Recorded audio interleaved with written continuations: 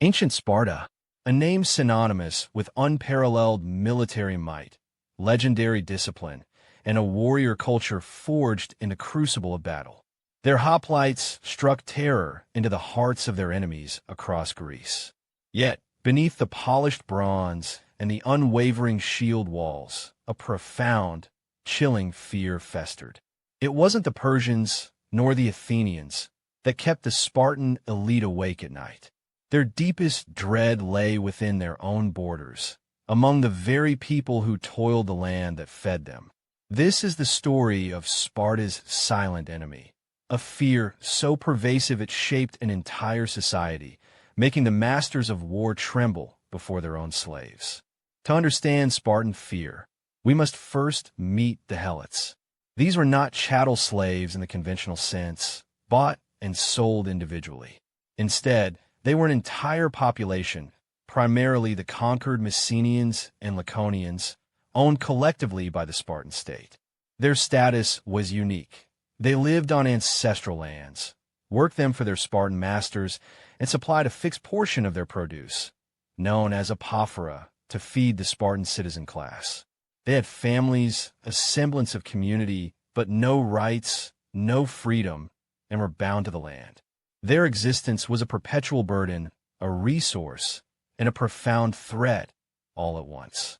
The Helot system wasn't born from individual transactions, but from brutal conquest. In the 8th and 7th centuries BCE, Sparta launched the Messenian Wars, wars of subjugation that crushed their western neighbors.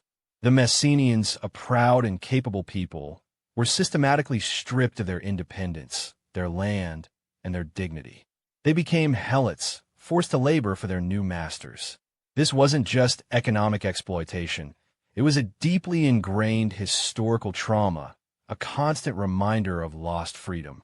The Spartans understood that such profound humiliation could only breed one thing: simmering, generational resentment, ready to erupt. Perhaps the most chilling aspect of the Helot threat was their sheer numbers. For every Spartan citizen, the homoioi, or equals, there were estimates of 7, 10, even 20 Helots. Imagine a ruling class, perpetually outnumbered by a subjugated population living directly among them. This demographic imbalance was a constant, tangible source of anxiety. While Spartans were away fighting foreign wars, their homes, their families, and their entire way of life were at the mercy of this vast, potentially rebellious internal majority. This numerical disadvantage transformed every Helot into a potential insurgent, every whisper into a conspiracy. To maintain control over such a massive, hostile population, Spartans employed systematic brutality and public humiliation. Helots were forced to perform drunken dances, sing ridiculous songs, and wear dogskin caps to mock their status. This wasn't merely sport, it was psychological warfare. They were forbidden to become citizens, to rise above their station, or even to improve their lot. Any Helot who showed exceptional prowess, intelligence, or courage might be swiftly eliminated, their potential leadership seen as an existential danger. The message was clear: you are inferior, you are nothing, and your life can be extinguished without consequence. Spartan fear was not irrational.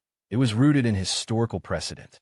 The Helots had revolted before, most notably the Great Helot Revolt of 464 BCE, following a devastating earthquake that crippled Sparta. This massive uprising saw Helots besiege Sparta for years, forcing the mighty Spartans to call on allies from across Greece for aid. The memory of this protracted and costly struggle etched itself deep into the Spartan psyche. It proved that the Helots were capable of organized resistance, that their resentment was potent, and that a moment of Spartan weakness could unleash catastrophic consequences. To actively suppress dissent and instill omnipresent fear, Sparta developed the Cryptia, a secret police force composed of young, elite Spartan warriors. At night, these youths would prowl the countryside, specifically targeting and murdering Helots suspected of intelligence, leadership potential, or simply being too fit. The Cryptia operated in the shadows, their actions shrouded in secrecy and terror. They were not just an instrument of control. They were a ritualistic expression of Spartan paranoia, a stark reminder that even the strongest helot could vanish without a trace, their existence extinguished by the unseen hand of the state. Perhaps the most shocking testament to Spartan fear was the annual declaration of war against the Helots. Every year, upon assuming office, the ephors, senior Spartan magistrates, would ritually declare war on the Helot population. This chilling act was not a symbolic gesture. It legally absolved any Spartan of guilt for killing a Helot. It legalized murder, turning it into a patriotic duty. This institutionalized violence transformed the Helot into a perpetual enemy of the state, ensuring that fear wasn't just a political tool, but a foundational law of Spartan life, sanctioned by the highest authority. The Spartan agoge, their brutal military training system, is often lauded for producing formidable warriors. But its true, unspoken purpose extended beyond battlefield prowess.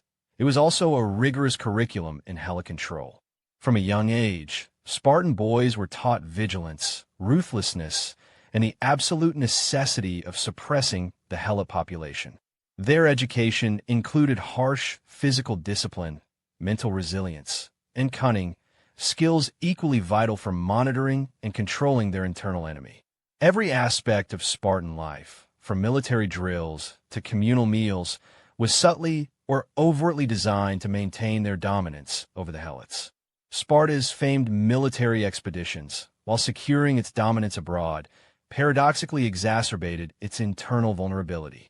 When Spartan hoplites marched to war, the vast majority of their citizen body was absent from Laconia and Messenia. This left the Helots with a golden opportunity for revolt, a chance to strike when their oppressors were focused elsewhere. Every foreign campaign was a calculated risk, a gamble that their internal enemy would remain subdued. This constant tension meant that Spartan military strategy was always a delicate balancing act, torn between external conquest and the ever-present specter of homegrown rebellion. The perpetual fear of the Helots profoundly shaped every facet of Spartan society, often to its detriment. It fostered a deeply conservative, isolationist culture, resistant to change and outside influences. It necessitated the constant drain of manpower and resources for internal security, diverting focus from innovation or diplomacy. While external enemies might be defeated on the battlefield, the internal enemy was omnipresent, sapping Spartan strength from within. This relentless anxiety, woven into the very fabric of their existence, created a brittle society, perpetually on edge, its greatness built upon a foundation of simmering resentment. The legacy of Sparta is complex, often romanticized for its martial prowess.